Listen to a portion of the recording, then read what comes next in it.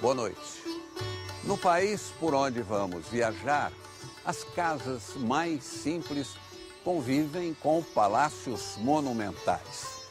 Nas grandes e pequenas cidades, a pobreza é a característica mais visível. Mas poucos povos no mundo podem ostentar tamanha riqueza e diversidade cultural quanto o indiano. A terra dos marajás, dos elefantes deuses, dos animais sagrados, está no nosso último especial de aniversário. E quanta vida selvagem! Nossos repórteres conseguem ficar a poucos metros do temido tigre de Bengala, o verdadeiro rei das florestas asiáticas. Vamos visitar templos, cidades coloridas, atravessar desertos, conhecer uma arquitetura impressionante e descobrir quem é o mais rápido cortador de cebolas de toda a Índia. O Globo Repórter desta noite é uma coprodução com a EPTV, afiliada da Rede Globo, no interior de São Paulo e sul de Minas.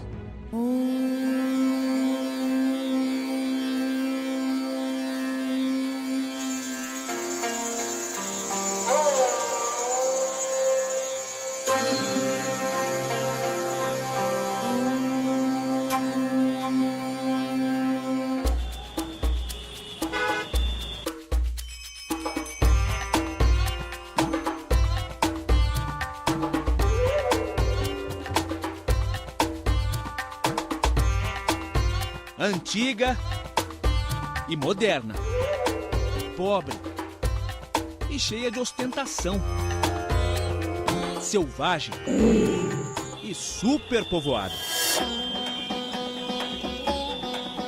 O fascínio da Índia está nos opostos.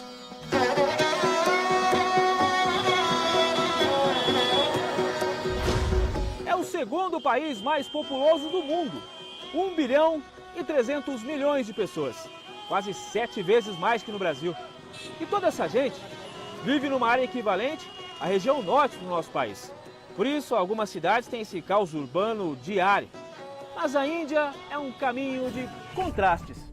10% do território são formados por desertos, recantos de silêncio, onde o homem tem espaço para contemplação. E por que não? Um passeio de camelo. Bem-vindo à Índia, o país da diferença, onde a diversidade se multiplica como grãos de areia. O camelo é meio de transporte, na areia e no asfalto. O trânsito das cidades permite carga pesada, mais de 1 tonelada, e o motorista sobe de elevador.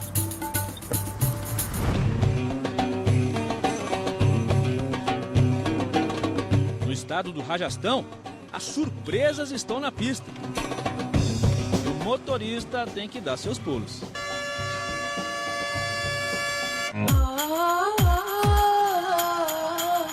O macaco é uma das divindades da Índia. Hanuman, deus da perspicácia. Por isso os hindus compram bananas e distribuem aos bichos como oferenda. Isso quando os próprios macacos não se servem sozinhos. Espertos e folgados. Se deixar, montam mesmo. As vacas sagradas têm a preferência no trânsito. A Índia contabiliza mais de 300 milhões de deuses. E muitas dessas divindades são animais. Nossa equipe cruzou 3 estados: Rajastão, Delhi e Madhya Pradesh, no centro da Índia, lugar de estradas apertadas. Nosso destino é o Parque Nacional Kanha, um refúgio da vida selvagem. Esse é um monumento à ironia. O arco feito com chifre de cervo lembra o tempo em que essa era uma reserva de caça. Aqui a elite inglesa se divertia matando os animais. Isso até 1972, quando foram criadas as leis de proteção. O Parque Nacional Kanha inspirou o Livro da Selva, do escritor Rudyard Kipling, narra a história de Mowgli, Um menino criado com lobos e que enfrentou um terrível vilão, o tigre.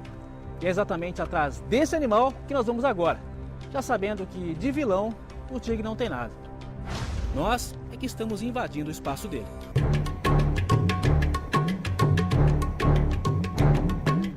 Nessa diversidade de ambientes vivem cerca de 100 tigres. E os guias seguem o rastro da fera.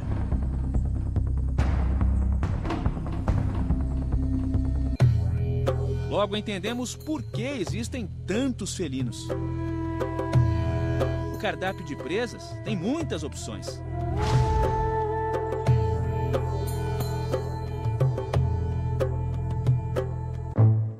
Só o chital, o cervo indiano, tem 35 mil exemplares. Os machos, com as galhadas, mantêm haréns com até 15 esposas. Para chamar a atenção da fêmea, o macho faz uma coroa com o mato, como se fosse o rei do pedaço. Os chitais vivem em parceria com os langures. Estão aos montes pelo chão, cheios de pose. Figuras simpáticas e serelepes. Lá do alto, avisam os amigos sobre o perigo. Com a sentinela atenta, o chacal não teve sucesso na caçada, mas já tinha se garantido no dia anterior. Essa turma animada é a do sambar, o maior cervo indiano com 2 metros de altura. Entre os antílopes, o black buck se destaca pelo tamanho dos chifres, tem mais de 1 metro. Nas áreas alagadas está o barazinga, bicho que se alimenta de plantas aquáticas. Existia aos milhares, mas quase foi extinto. E por aqui também tem bicho grande, peso pesado. Os elefantes, usados como meio de transporte pelos guardas florestais. São guiados com os pés. É o único animal com porte suficiente para intimidar os tigres. De acordo com as regras do parque, durante o safari a gente não pode descer do carro nem para fazer xixi. São apenas 2 paradas durante o dia, no café da manhã e no almoço. E a gente desce numa área considerada mais segura. O guia já está preparando a refeição aqui, tudo no improviso, em cima do capô. E eles garantem que nesse lugar a gente não corre o risco de virar almoço de tigre. A sobremesa é mais poeira nos 200 quilômetros de estradas do parque. Mas o tigre não facilita a nossa vida. Após um dia inteiro de procura, freada brusca, pertinho de uma fêmea. E pelo jeito ela não gostou.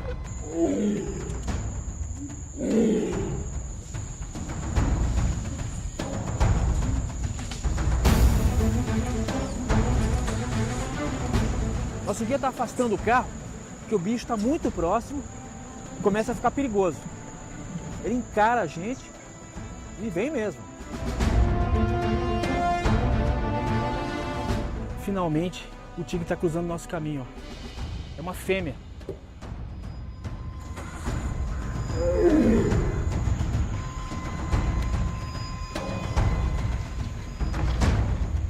Agora ele entrou ali pela mata, a gente está aguardando para ver se ele volta. Ele ficou menos de 2, 3 metros da gente. O coração bate acelerado, a gente fica a 1000 por hora aqui. Ficamos de olho, mas nada do tigre voltar. Foi só o começo. São 4 dias madrugando nos safaris.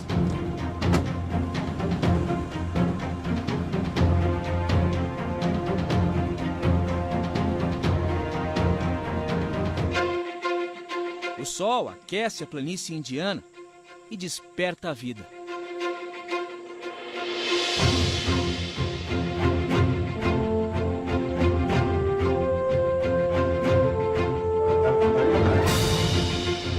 Com novidades na terra e no alto.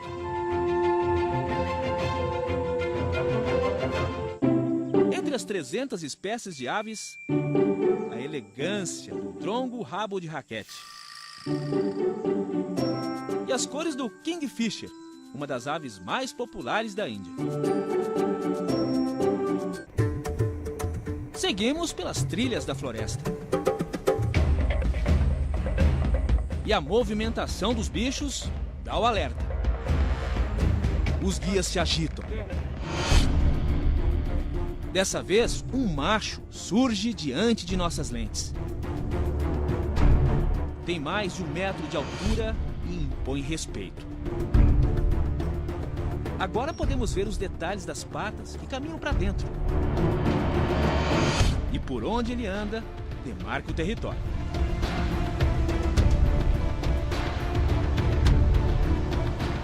A gente está a poucos metros aqui do tigre, é um macho com mais de 300 quilos. Olha que animal espetacular. Não é à toa que ele é o rei da floresta indiana. O tigre pode saltar a uma distância de 6 metros com facilidade. Mas os guias dizem que os ataques são raros.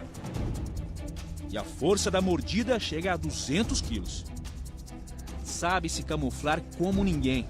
E usa muito bem os caninos, que chegam a 7 centímetros de tamanho.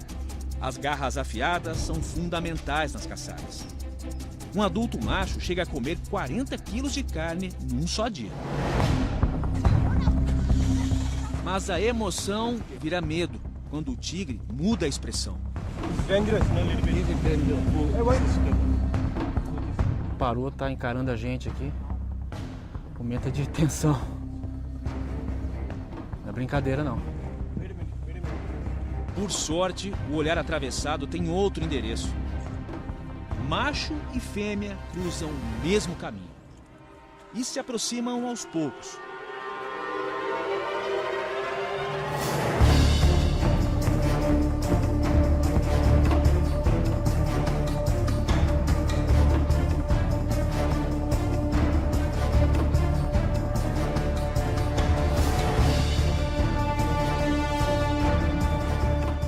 O macho e a fêmea estão se cheirando, se reconhecendo.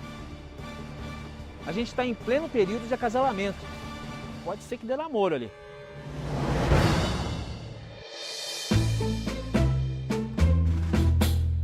O galã investe, mas a dama se deita de lado.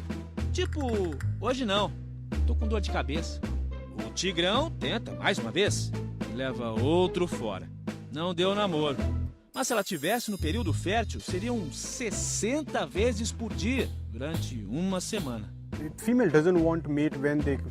A fêmea não quis acasalar porque tem filhotes ainda muito jovens. Só 10 ou 12 meses depois de ter os filhotes, ela está preparada para acasalar outra vez. Se ela ficar muito tempo namorando com o macho, os filhotes vão morrer sem comida.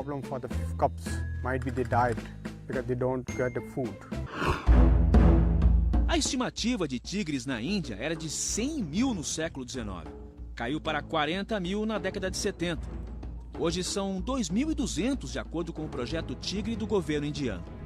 Foi fundado por Kailash Sankala, funcionário público de meio ambiente que tinha um tigre de estimação em casa. Hoje o neto dele trabalha numa ONG para a conservação dos bichos. A primeira lição que a mãe tigre dá ao seu filhote é que os humanos são os predadores, diz ele.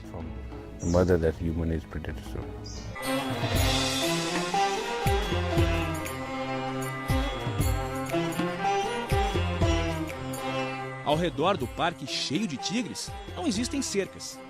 E nas pequenas vilas vivem 120 mil pessoas. Alguns moradores fazem construções suspensas. Esse reclama que os tigres atacam o gado e o governo nem sempre dá a compensação. Acidentes envolvendo felinos e humanos nessa região são raros. A manutenção das estradas do parque é feita por mulheres que trabalham na rota dos tigres. Parvati diz que nunca viu o bicho e nem tem medo. Os animais não atacam se não tiverem uma razão, a não ser que você perturbe, chegue muito perto, jogue uma pedra. Se você mantém uma certa distância, não terá problemas. Normalmente, se o tigre aparecer, vai te olhar e mudar o caminho.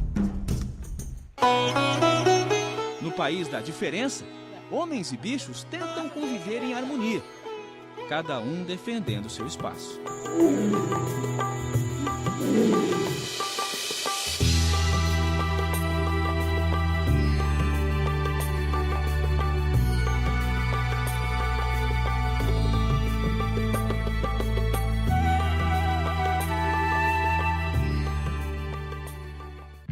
Uma cidade dourada, outra azul e a terceira rosa. Para chegar às cidades coloridas, vamos atravessar o deserto em lombo de camelo. É daqui a pouco.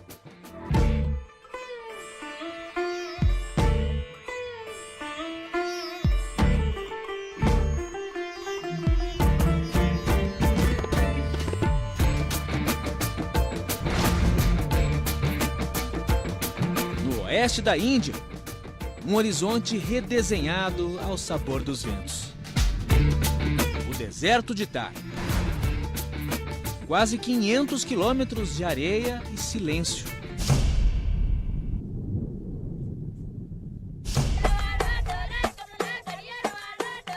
Só quebrado com os filhos do deserto. O povo San, conhecido pelas cores e enfeites. A menina de 7 anos se chama Durga, nome da deusa de vários braços que combate os demônios. Sob a luz do sol ou do fogo, as tribos mostram o ritmo e habilidades circenses. A dançarina equilibra 6 vasos na cabeça e com os pés desafia 2 espadas.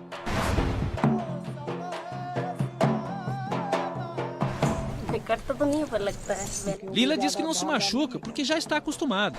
E claro, as lâminas não são afiadas.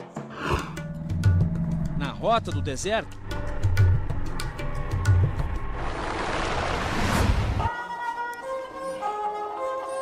um oásis com tons de areia. Jaisalmer, a cidade dourada.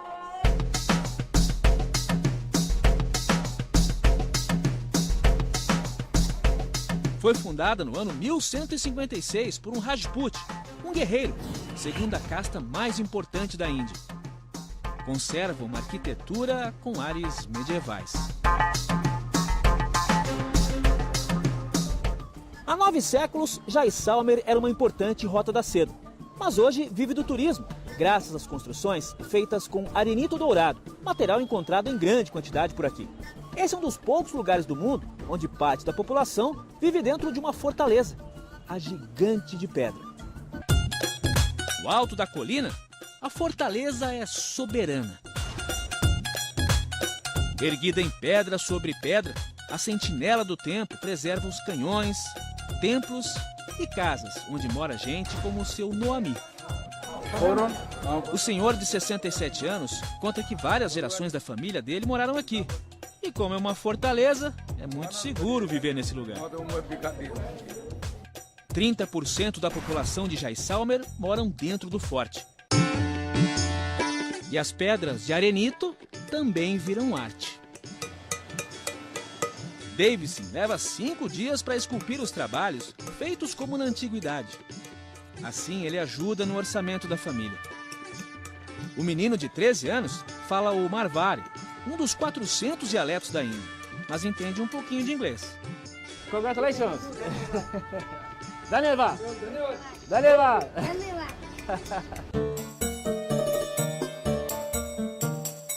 A arte nas construções também impressiona. Essa é Pátio Arravel, a casa de comerciantes do século XVIII. É repleta de detalhes inspirados na arquitetura hindu e muçulmana. Em Jaisalmer, até o cemitério é charmoso. O lugar onde os comerciantes eram cremados tem mausoléus de areia dourada. A 300 quilômetros dali, o cenário muda de cor.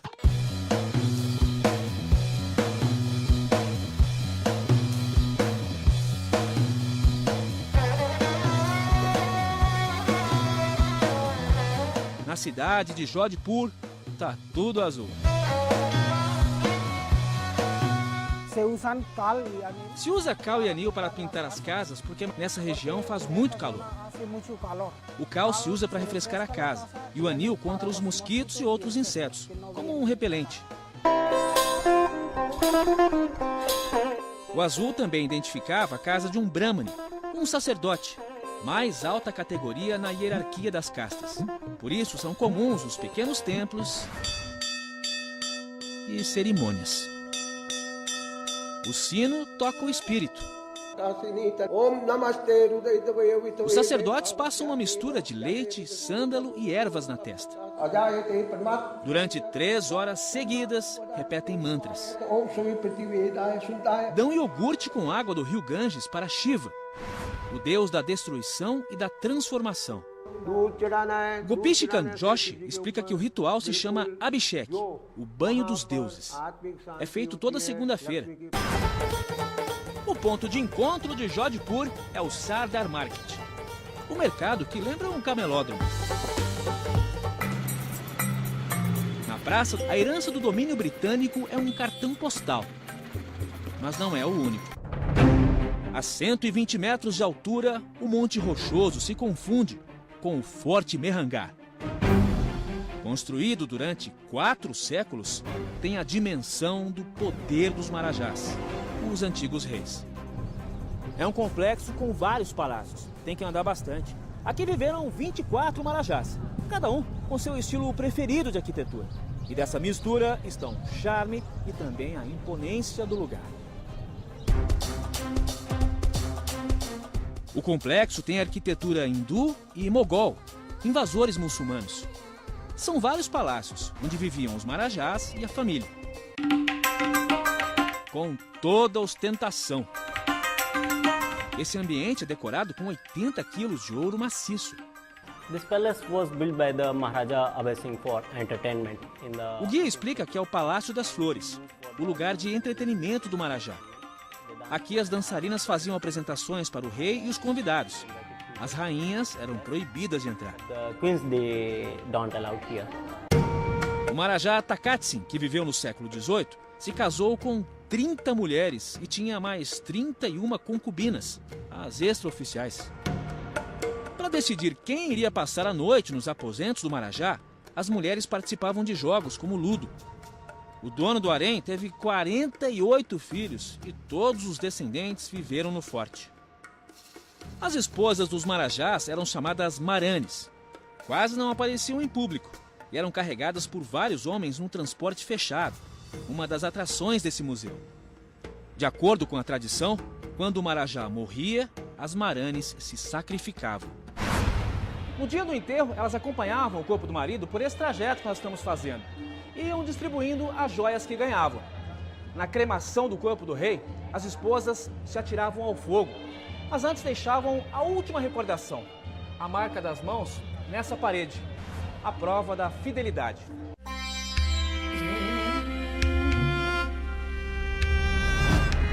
Na vizinha Jaipur está o Forte Amer e seus 7 quilômetros de muralhas.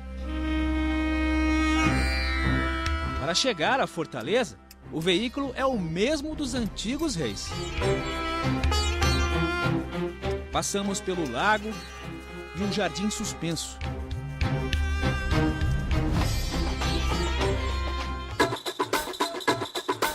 Dentro do Forte Amer, mais verde muito bem cuidado, desde os tempos em que o Marajá fazia os passeios.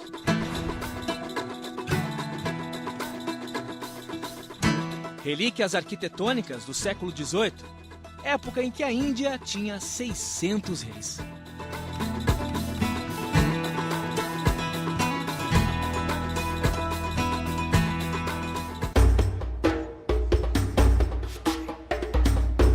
Por toda Jaipur estão os mais conservados palácios da época dos Marajás.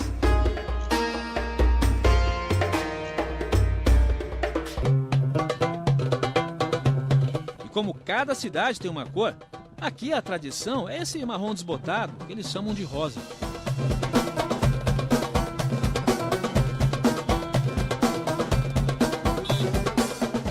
A história desse lugar passa pelo domínio dos Marajás.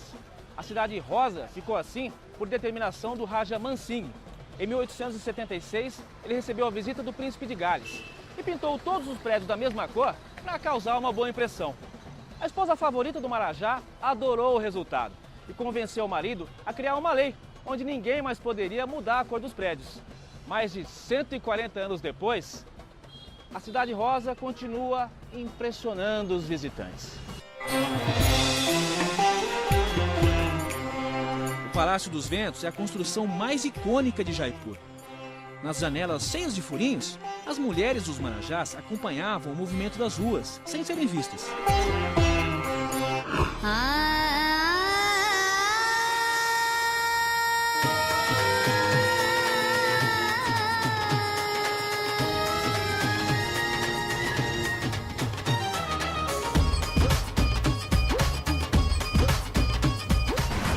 Com um triciclo chamado Rickshaw, percorremos essa cidade com 6 milhões de habitantes e um trânsito ensurdecedor. Mal educado é quem não buzina para alertar o outro.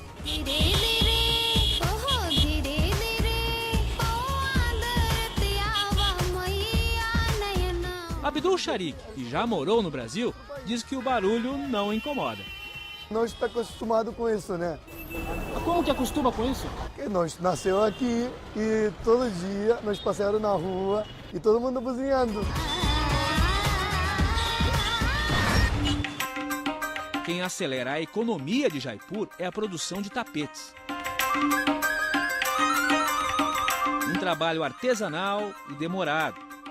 Cada peça leva até 4 meses para ficar pronta, mesmo com a rapidez na tecelagem. Os desenhos são marca registrada de cada família e atravessam gerações. Anshul faz parte da quinta. Mostra a coleção de tapetes feitos com seda, lã e pelo de camelo. As gravuras com flores são inspiração do hinduísmo. O preço dos tapetes começa com $200, mas vai muito além.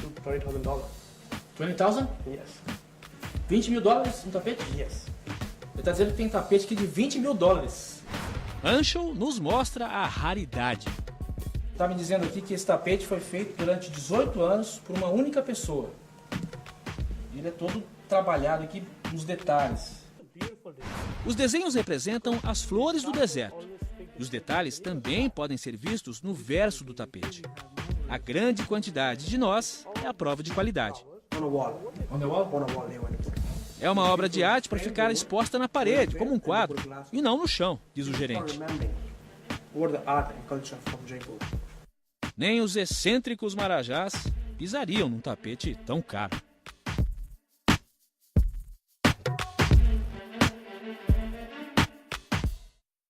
Um povo movido pela fé e o inacreditável recorde do mais rápido cortador de cebolas de toda a Índia. É daqui a pouco.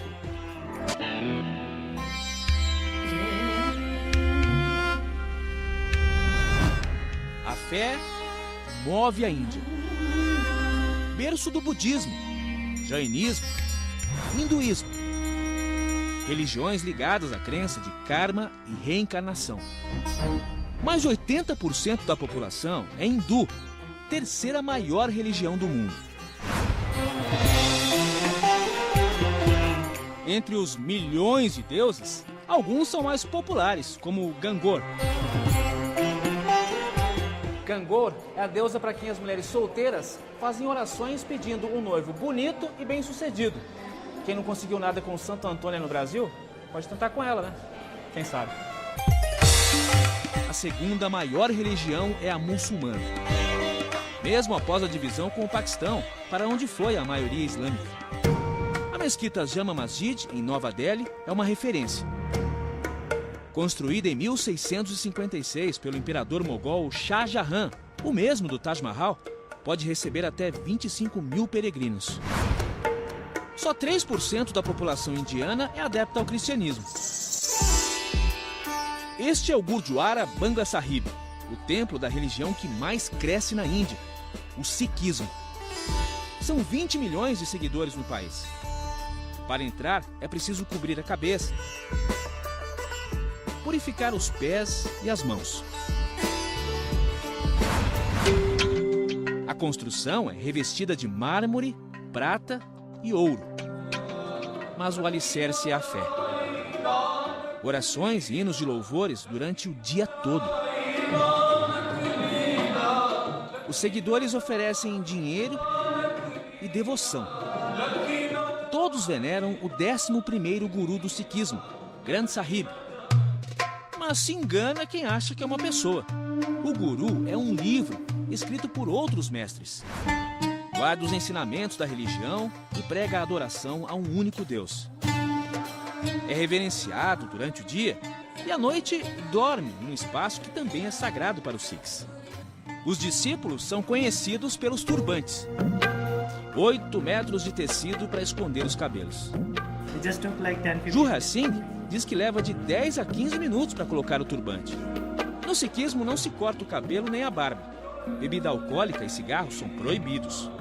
Homens e mulheres usam uma pulseira de prata e o kirpan, uma espada ou punhal.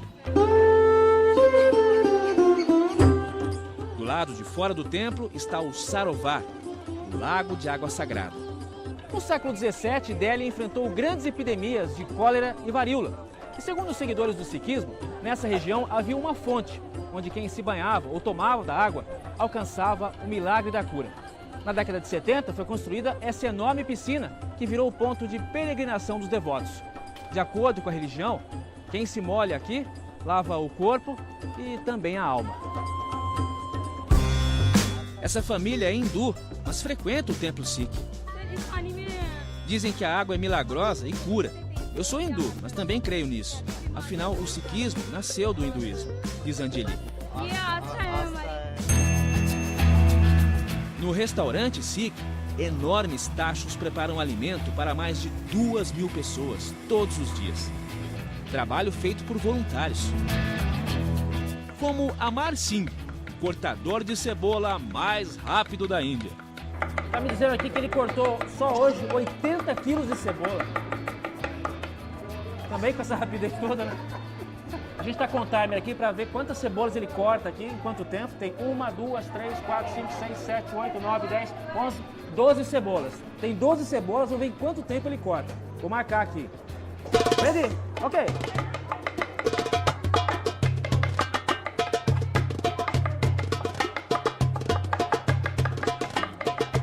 Ele é muito rápido, é impressionante.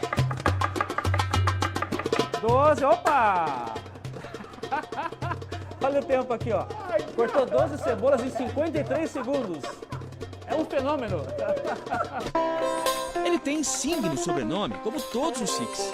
É comerciante, uma vez por semana se dedica à cozinha comunitária, temperando o trabalho com muito bom humor. Ele dá risada porque é incrível, ele não chora para cortar a cebola, e eu tô aqui em prantos aqui. Voluntários e frequentadores do templo fazem a massa do chapati, o pão indiano à base de farinha e água. A cada meia hora, uma multidão invade o refeitório. E ninguém fica de prato vazio. Brahmanes, da casta mais alta, ou Dalits, da mais baixa, são iguais na partilha do alimento. Esse é um lugar onde ninguém passa fome. Gente de todas as raças e religiões tem direito a um prato de comida. Para os Sikhs, servir ao homem é servir a Deus. Hoje no cardápio a gente tem aqui feijão com lentilha, batata doce e o chapati, que é o pão sem fermento. E a gente tem que comer exatamente como os indianos, com a mão. O restaurante funciona 24 horas por dia. Gente de outros países também é convidada para o banquete, inclusive do Brasil. Marília veio há 1 ano para a Índia trabalhar com tecnologia e experimentou o sabor da solidariedade. Num país como a Índia, é um dos poucos lugares que você vê igualdade. Tem as castas, tem as religiões, tem a diferença de línguas e aqui dentro eles não fazem nenhuma diferença. É um pedacinho de paz assim que a gente tem às vezes.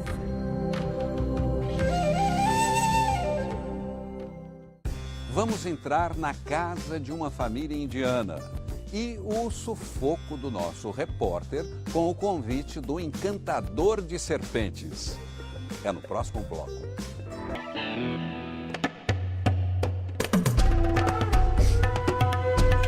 Nos últimos anos, a economia cresceu, mas a pobreza não diminuiu na Índia. Saneamento básico e água tratada são um privilégio de uma minoria. 70% da população vivem em áreas rurais pobres, algumas com técnicas rudimentares de agricultura.